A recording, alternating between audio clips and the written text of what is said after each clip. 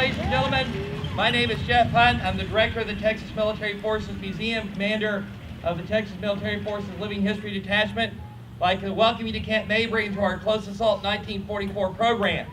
The reason that we're doing this program this weekend, of course, is that Monday is Memorial Day, the one day that our country sets aside to remember our servicemen and women who have made the ultimate sacrifice to defend our country and its interest around the world. We are emotionally connecting people with service and sacrifice, with their relatives who, may have fought, some of whom may have been wounded, others who may have laid down their lives. That's a familial, generational connection. Ladies and gentlemen, we don't do this to glorify war. We do this to educate, to remember. This is the 1918 A2 Browning automatic rifle, more affectionately known as the BAR.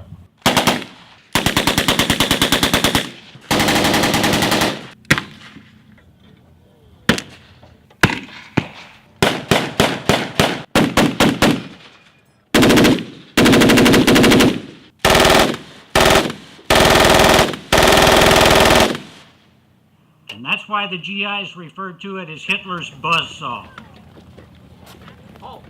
Living history is certainly something that has helped to enhance the educational outreach of the museum.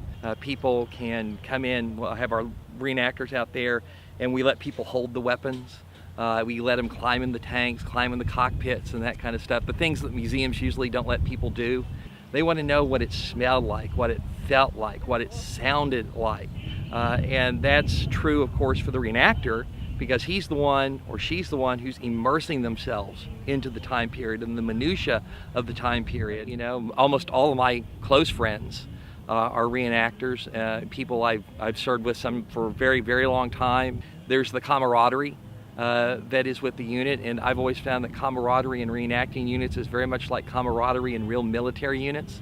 We may not get shot at, and we may not get deployed for years at a time, but you do suffer heat and cold and dust and wet, and you suffer it together. You do the work together, and that creates a bond. But also there's a very deep vein of patriotism and service. These guys are out here for a higher reason, and they see that they're doing something that is of benefit to the society, that is of benefit to the Texas military forces.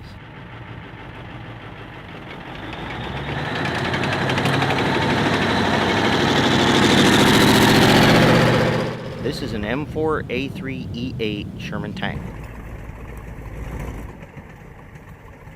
It's got normally a crew of 5. This tank used to belong to Israel. After World War II, it was sent to Israel on the Lend-Lease program, and the Israelis turned it into an M51 Super Sherman. This tank is a very special tank because it carries a 105 millimeter gun. They only made about 500 of these. Very sweet noise for an infantryman. It's a lot of work. It's a workout. Driving this Sherman, it's 2 sticks, a clutch pedal, and a throttle.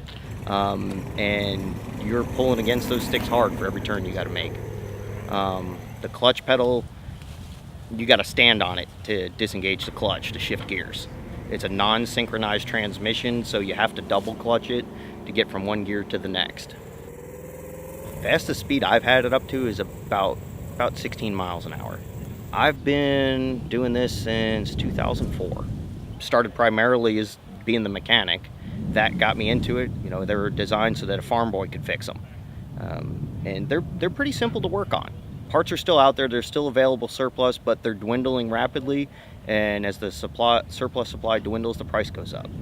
I had to repair a hole in the side of the engine block, and after that, I've been a member of the crew ever since. This is our Close Assault 1944 Living History program. It focuses on the story of the 36th Infantry Division in the European theater of World War II. One of the things that we've always said that we think our museum is trying to do is to present a realistic picture of war.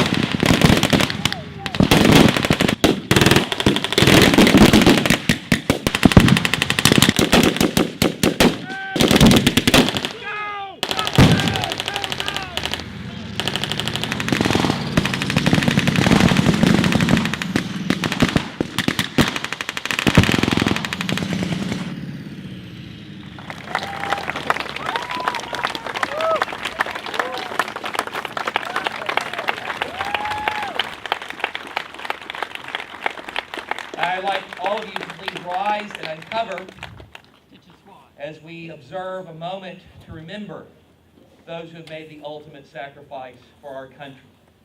Squad, present arms.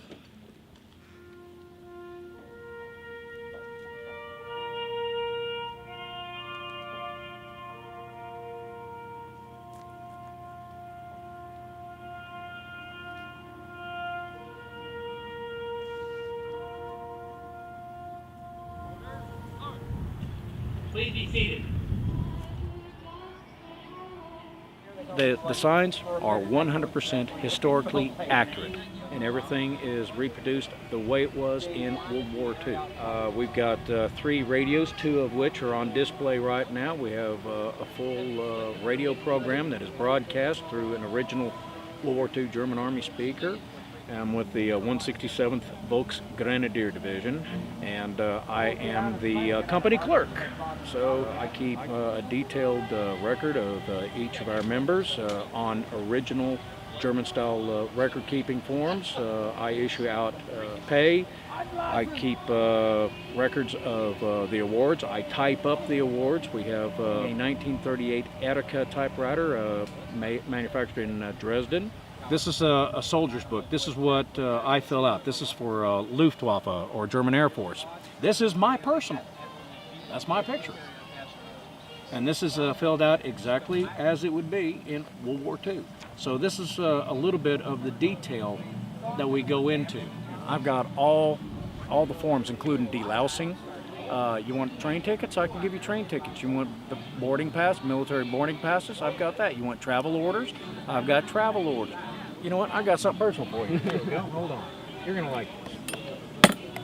Now, every German soldier at one point in the war, before D-Day hit, was allowed leave to Paris. This was a flyer that was given to every German soldier, and this is from the medical officer of the Paris district, warning about loose women. On the back is a list of authorized Wehrmacht military authorized bordellos, which metro train to take to get to said bordello, and which medical officer section to go to afterwards. And also for you, which I'm going to give, is a full 100% authorized rifle barrel cover. All right. That's for you. I started doing this in 1980. My father served in World War II. He passed away when I was 5, and all I had was nothing but photographs and some records when he was in Europe. So I never did ask my dad that big question, you know, Dad, what did you do in World War II? And he was in the front lines. This was a way for me to get a little closer to my father, to understand what he went through and other men went through. He was in charge of arming and disarming ammunition, as in bombs. I don't care which side wins the war. I don't care. I don't care if it's the Allies. I don't care if it's us. I do not care who wins the war. You know why? I know for a fact that after the war I'm set for life because I own 1,000 Reichsmarks in Daimler Benz.